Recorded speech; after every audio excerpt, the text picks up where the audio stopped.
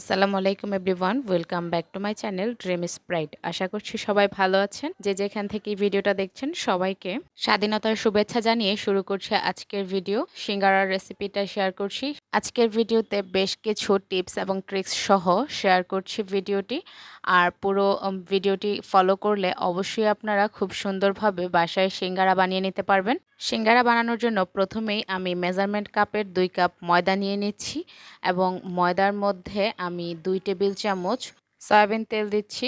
আপনারা চাইলে ডালডাও ব্যবহার করতে পারেন। সাথে লবণ দিচ্ছি স্বাদ মতন, মানে আমার যতটুক পরিমাণ ততটুক দিয়েছি। তারপর সবগুলোকে একসাথে কচলে নিয়েছি কিছুক্ষণ। এরপর আমি কিছুটা পানি দিচ্ছি, আর পানিটা আমি অল্প অল্প করে মেশাচ্ছি। একসাথে পুরো পানিটা ঢেলে দিলে ডোটা পাতলা হয়ে যাবে।